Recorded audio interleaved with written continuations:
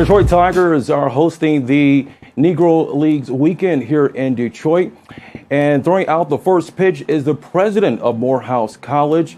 He joins us here in Studio 1452. Also joining us is my colleague Mark Hayes, World Times Media National News Director. But the man of the hour is Dr. David Thomas, president of Morehouse College. Dr. Thomas, it's great to have you here in studio with us. Thank you. It's great to be here and great to be here in Detroit. Yeah, absolutely. How exciting is it to be throwing out the first pitch here at the Tigers game? It's extraordinarily exciting. I told my youngest son about it, and he asked me, "What did you do to be chosen to throw out the first pitch?" So all the things I've done still don't add up to throwing out the first pitch to one of my best critics who knows me well. Yeah. So it's a big deal. Yeah. And I came all the way here to Detroit just to do it. So, yeah. Well, the Negro Leagues, it really honors, and this whole weekend really honors and celebrates players of past time, their contribution to the game of baseball. What inspires your participation for the Negro Leagues? Well, first of all, I'm from Kansas City, Missouri. When I was born in 1956, the Kansas City Monarchs were the team for our community. And I can actually remember going to Monarchs games in the stadium that wasn't far from my house. And, my father telling me that Satchel Paige was better than any pitcher in the National or the American League. Wow. My sister-in-law actually was an administrator at the Negro League Museum there in Kansas City for several years. So I'm very familiar with the Negro Leagues and their ultimate contribution to sports in our country, and creating opportunities for African-American baseball players that would not have existed. Yeah. Some of the game ticket purchases will go to support the Detroit HBCU network. And raising funding is key for educational institutions, right? And under your leadership, Morehouse raised a total that is higher than any other president in the history of the college. How fundamental is the financial support today for HBCUs? It's critical. Yeah. I think the number one issue facing colleges like Morehouse is affordability. 60% of our students are Pell eligible. That means they come from families that can pay less than $5,000 toward their higher education. And in many of those cases, if not most, that number is zero. And so we have to be the source that makes that possible for future generations of men. And Morehouse's unique mission is the education and development of Black men who will go on to lead lives of leadership and service. And speaking to that point, earlier this year, Morehouse announced a new program which will encourage Black men to complete their unfinished degrees. That is pretty awesome. I guess my question is, how do you envision the outcome and the impact that it will have on so many Black men across this country? Well, it starts with increasing their opportunity. So today, 80% of the jobs that support a sustainable middle-class living require a 4-year college degree. 80%. So if you don't have it, that's likely to be used against you no matter how good the rest of your human capital is. Turns out there are 34 million Black men in America with some college credit who have never finished. That is more Black men that are actually in college today by a magnitude. Wow. So, when we got to thinking about Morehouse in the 21st century, one of the themes that came out of our strategic plan is called Morehouse Beyond Borders. And that's about Morehouse going beyond the 66-acre campus there in Atlanta and saying, how do we impact the world given our unique brand and capability? And part of our brand is that we are the good housekeeping seal for Black male excellence in higher education. Yeah. And our great capability is first-class education. So we're trying to take that to the world. Yeah. We'll get to my colleague, Mark Hayes, in just a moment. But going beyond those 66 acres of the campus at Morehouse, you have used your platform as president to speak out on the persistence of systematic injustice. How important is it to you that Morehouse plays a role to help the nation address institutional racism? Well, that has been Morehouse's role since its inception in 1867. Yeah. I mean, if you think about the first day Morehouse came into existence, 9 formerly enslaved Black men sat in a room, and the then founder of the college walked in and said, you are a human being. You can learn to lead and to serve. These 9 men had probably never heard that.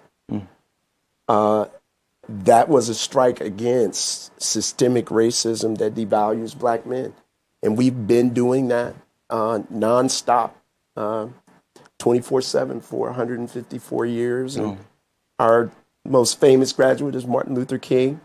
But at Morehouse, we're very clear that he's simply the tip of the iceberg. Yeah. And some people know Morehouse because of Martin Luther King. And we say, without Morehouse, there would be no King. Wow. It's not an accident that he was produced, like so many others, in business and government and medicine. I tell my guys now, the only thing we haven't produced is a president. And I know he's out there in my audience. Right? Right. But we've done secretaries, CEOs, It's on the way. It's on the way. It's on the way. It's on the way. It's on the way. And I think we've actually produced 1 president on the continent of Africa. Let's get to my colleague, Mark Hayes, National News Director for Real Times Media, who joins us from Atlanta, Georgia. Mark. Yeah, Dr. Thomas, what a pleasure to speak with you. I want to get back to the issue of affordability. Throughout history, of course, the HBCU has been there to provide that outstanding quality of education that you just talked about for those who look like us, African-American men and women. But talk to me a little bit about the challenges of keeping that education affordable, especially in a great city like Atlanta, where we see the price of housing and the ability for you to expand and to get more dormitory space and to keep up that first class level of education that I know you aspire to have each and every semester there that kids walk on campus. Talk to us about the struggles there, just keeping pace with the cost of providing a quality education. Yeah, and it is a struggle. What it's requiring us to do, and I think we see more and more HBCUs like Morehouse looking at developing alternative streams of revenue so that we're not solely dependent upon tuition to subsidize our flagship programs. And at Morehouse, that's our residential program. And you just take, for example, as we speak, we're in the process of evaluating several potential public-private partnerships because Morehouse, like many HBCUs that are located in urban areas, we own choice land, but we don't have the balance sheet to develop it ourselves. And we're looking at those kinds of avenues. Our online program will be one that will generate another source of revenue and hopefully a surplus. And increasing our federal grants and research and partnerships with private companies to support our research programs and provide internships and externships for our students paid to help subsidize their educations. And we're working all those angles simultaneously. And the last is fundraising. And one of the great things I think we've seen in the since 2019, when Robert Smith at Morehouse College's graduation announced that he would relieve the debt for 400 men who were graduating that day from Morehouse. And that has spurred, relatively speaking, an avalanche of giving. HBCUs have gotten more 8-figure gifts in the last 2 years than in the prior 50 years. And Morehouse has been a beneficiary of of that largesse, but so have other historically Black colleges and universities. Absolutely, absolutely. Speaking of fundraising, your Candle in the Dark gala each year is a phenomenal success for you, and I would imagine one of the flagship fundraisers that you all conduct each and every year. And what you have done is created a spirit of giving among Morehouse men.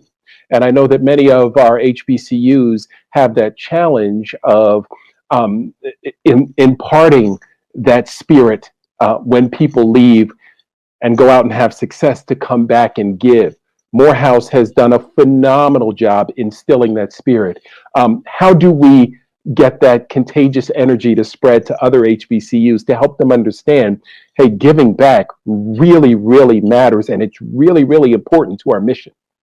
Well, the good news, Mark, is I think we're already seeing it at a number of our HBCUs. I mean, the Claflin College in South Carolina is actually has among the top 10 giving rates across all liberal arts colleges in the country. And other schools are following that. I've been in Morehouse 3.5 years, and my experience from talking to many alumni was that the college wasn't clear about the ask and how important it is. And as we become clearer about it, we've more than quadrupled our alumni giving and significantly increased the percentage of alumni who are giving. And I'll just give you one last example.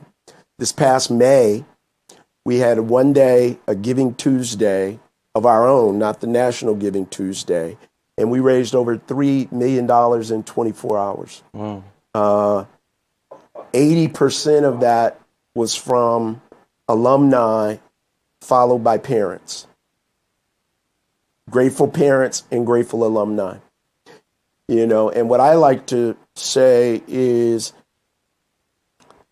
HBCUs have been very good at teaching obligation, meaning you're obligated when you leave these schools to go make a difference in your community. We haven't been very good at teaching gratitude, meaning, but for this experience, you would not be able to go do that. And you should be grateful. And you show that gratitude by supporting the next generation. And the more we've put that message out there, rather than resistance, we've gotten acceptance. Wow. Wow. All right, Andre, back to you. All right. Well, I think we will wrap this up on this final note.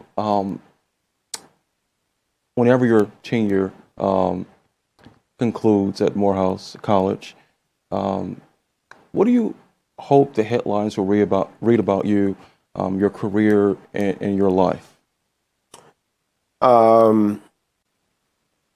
My career and my life, or my presidents? How big do you want to go with this one, Andre? This is a big question. Let's go all big. What do you hope that your legacy, you look back and the headlines will read about you? I hope my legacy is that I was fundamental in developing others to go on to do great things. I want my legacy to be the legacy that I was a great mentor and a great developer of people, and in particular of Black men. I also want my kids to say about me what I would say about my father, which is that he was there for me whenever I needed him. And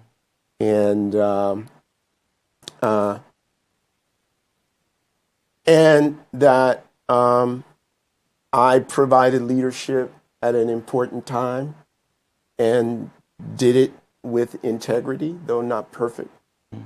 That's what I would want people to say about me. I love it. That's awesome. In the meantime, you've got a baseball game to get to. In the meantime, I got a baseball team in the first pitch to Absolutely throw out. right. I don't know if I'll hit home plate, but I look the part. You absolutely do, as always.